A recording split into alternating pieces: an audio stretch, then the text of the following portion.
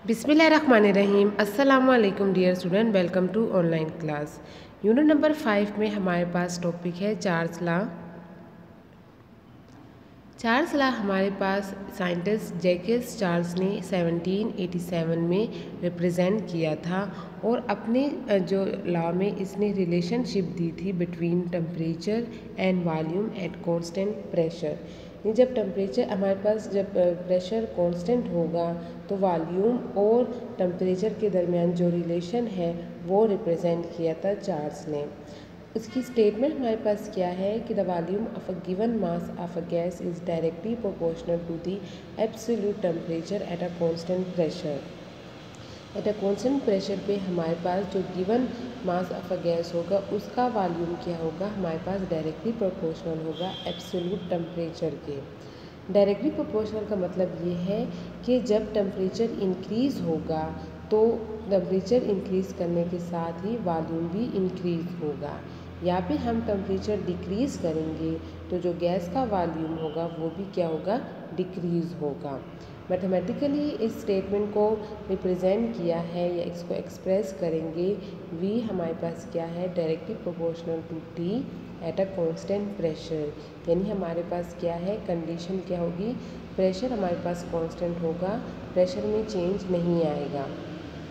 Proportionality sign हमने हटाया है तो v is equal to k C by T. Constant को एक साइड पे रहने दी है तो v divided by T is equal to k c. और के सी हमारे पास क्या है, कांस्टेंट ऑफ चार्ल्स लॉ है और हमारे पास के सी चार्ल्स लॉ के कांस्टेंट को रिप्रेजेंट करता है। अब हमारे पास जब वॉल्यूम चेंज होगा V1 से V2 पे और वॉल्यूम हमारे पास कब चेंज होगा, जब हम टेम्परेचर को चेंज करेंगे फ्रॉम T1 टू T2। तो हमारे पास जो वैल्यू आएगी V1 T1 is equal to k C initial के लिए, और फाइनल हमारे पास क्या है, V2 T2 is equal to के हमारे पास फाइनल के लिए है, where T1 is the initial temperature of the gas and V1 is the initial volume occupied by the gas. T2 is the final temperature of the gas and V2 is the final volume occupied by the gas. तो हमारे पास जो initial में हमारे पास होगा V1 T1 is equal to, वो हमारे पास फाइनल के बराबर होगा, is equal to final V2 T2। तो हमारे पास जो रेशियो होती है between the volume and temperature of a given mass of gas is constant eight constant pressure. Experimental verification of Charles law. तो चार्ल्स ने हमारे पास क्या किया था, सिलेंडर लिया था और इस सिलेंडर में हमारे का क्या था, पिस्टन था। यानी हमारे पास जो इसके वाल थे वो क्या थे, हीट इंसुलेटर थे, यानी उसमें से हीट पास नहीं हो सकती थी। और जो बेस थी वो हमारे पास क्या थी, हीट कंडक्टर थी। तो जब टेम्परेचर हम इंक्रीज़ करें या सिलेंडर को हम क्या करते हैं, जब हीटअप किया है तो चार्ल्स ने हीटअप किया है एट कांस्टेंट प्रेशर, यानी प्रेशर में कोई चेंज नहीं होगा, तो हमारे पास जो पिस्टन होगा वो मूव करेगा अपवर्ड। जब ये मूव करेगा अपवर्ड तो हमारे पास वॉल्यूम क्या होगा, इंक्रीज़ होगा। तो जब टेम्परेचर ये इसको हीटअप करते हैं, टेम्परेचर इंक्रीज़ होता है तो हमारे पास जो मॉलिक्यूल होती है उसकी काइनेटिक एनर्जी इंक्रीज़ होती है। तो उनकी जब काइनेटिक एनर्जी इंक्रीज़ होती है तो उनकी जो मूवमेंट होती है वो हमारे पास क्या होती है, इंक्रीज़ होती है। तो वो मोर रैपिडली हमारे पास क्या करते हैं, मूवमेंट करते हैं गैस के मॉलिक्यूल। तो जब गैस के मॉलिक्यूल रैपिडली मूवमेंट करेंगे तो उनका क्या होगा, वॉल्यूम इंक्रीज़ होगा। तो टेम्परेचर इंक्रीज़ करने से हमारे पास क्या होता है, वॉल्यूम इंक्रीज़ होता है। एब्सोल्यूट टेम्परेचर हमारे पास मतलब क्या होता है, absolute temperature means the temperature on the kelvin scale.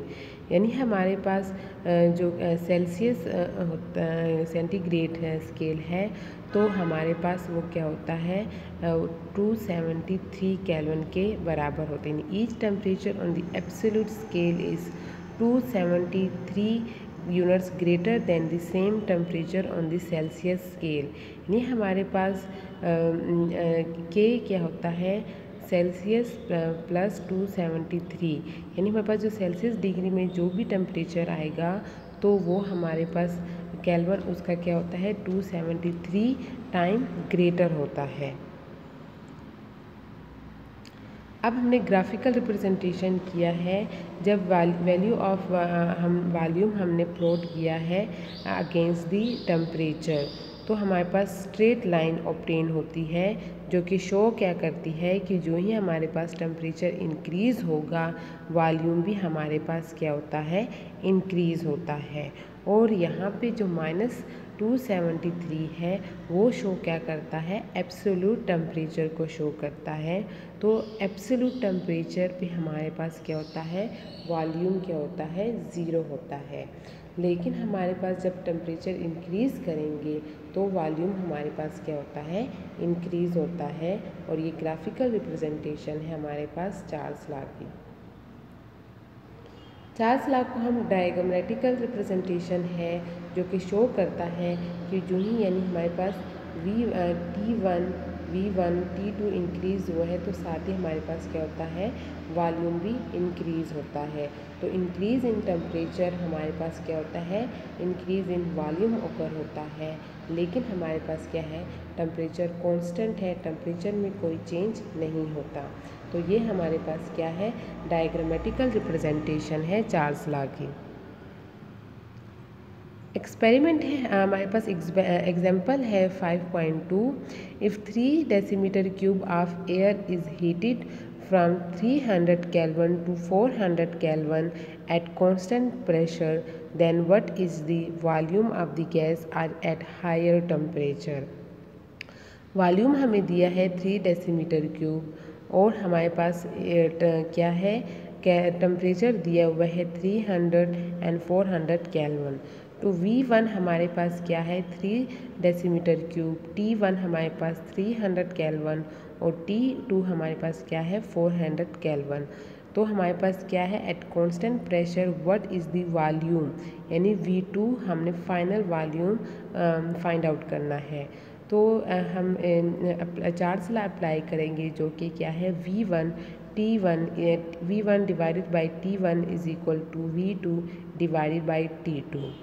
फार्मूले को हम रीअरेंज करेंगे। V2 हमारे पास क्या है, अननोन है, तो उसको एक साइड पे रखेंगे और जो वैल्यू हमारे पास नोन होंगी उसको हम दूसरी साइड पे शिफ्ट करेंगे। तो V2 हमारे पास क्या है, 3 decimetre cube into 400 kelvin divided by 300 kelvin. तो हमारे पास केल्विन के साथ हमारे पास क्या हो जाएगा, कैंसिल हो जाएगा और V2 हमारे पास क्या आ जाएगा, 400 हमारे पास आएगा 4 डेसीमीटर क्यूब। तो हमारे पास क्या होता है, फाइनल वॉल्यूम हमारे पास क्या आएगा, 4 डेसीमीटर क्यूब।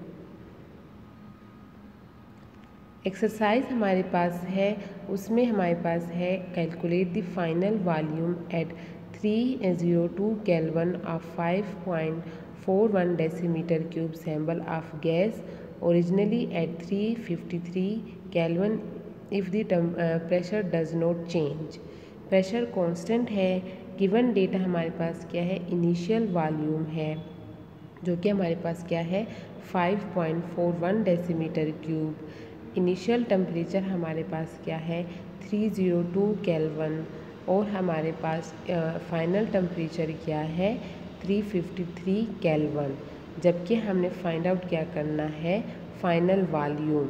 हमने इक्वेशन अप्लाई करेंगे, फार्मूला हमारे पास क्या है, V1 divided by T1 is equal to V2 divided by T2।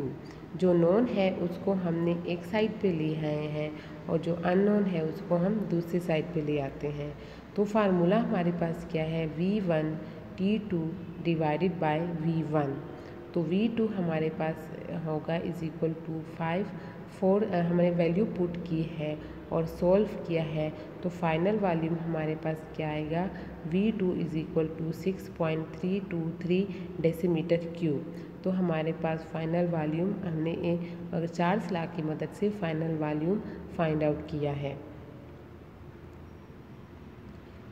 Next है हमारे पास calculate the initial volume of 0 centigrade of a sample of a gas that is change to 731 centimetre cube by cooling to -140 Celsius at constant pressure. तो given data हमारे पास क्या है, final volume है हमारे पास जो कि क्या है 371 सेंटीमीटर क्यूब। इनिशियल टेम्परेचर हमारे पास क्या है 0 सेंटीग्रेड। तो हमने जब भी टेम्परेचर लेते हैं वो हम केल्विन में लेते हैं, तो जो सेंटीग्रेड होगा उसको हम केल्विन में चेंज करेंगे। तो केल्विन हमारे पास क्या है 0 centigrade plus 253 is equal to 273 kelvin, यानी हमारे पास क्या होता है kelvin is equal to Celsius plus 273। जब भी हम सेंटीग्रेड को केल्विन में चेंज करेंगे तो 273 को उसके साथ प्लस करेंगे। तो फाइन हमारे पास जो इनिशियल टेम्परेचर है वो 0 सेंटीग्रेड है प्लस 273, तो हमारे पास फाइनल इनिशियल टेम्परेचर क्या आएगा 273 केल्विन। फाइनल टेम्परेचर हमारे पास क्या है T2 है जो कि हमारे पास क्या है 140 सेल्सियस है। तो हमारे पास क्या होता है 140 हमारे पास 114 सेल्सियस है।